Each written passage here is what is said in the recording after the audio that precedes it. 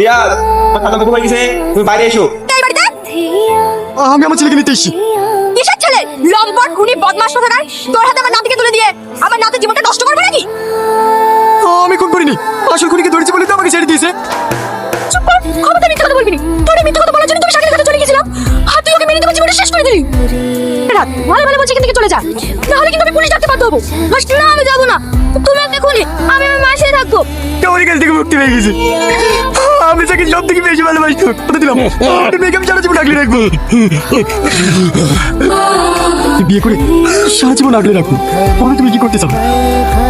আমি পড়াশোনা করে অনেক বড় ডাক্তার হয়ে আমার ভাইকে বুঝিয়ে দিতে চাই, মানুষ যত বড়ই হোক না কেন কখনো তার অতীত ভোলা উচিত নয়। বলতেও কেমন লাগছে? কাল এক্সামের ফিস জমা দিতে হবে, 5,000 টাকা লাগবে। আরে পাগলি, এইসব নিয়ে কেউ চিন্তা করে? আমি কালকে তোমাকে টাকা ম্যানেজ করে দেবো। আমি ডাক্তারি পাশ করে গেছি। খুশি হবো না মানে? আজ আমি অনেক খুশি। এটা ওই ছেলেটা কি? ওকে বসতে দাও।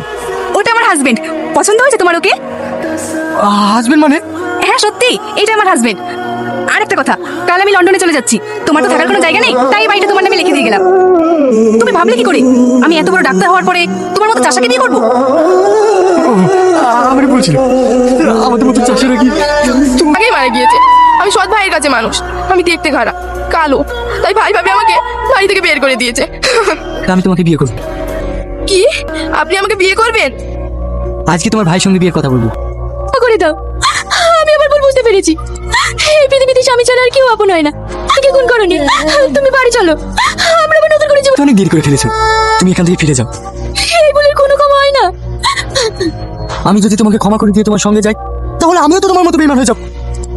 আমি এই মেয়েটাকে কথা দিয়েছি, মেয়েকে বিয়ে করবো। চলো ঘরে।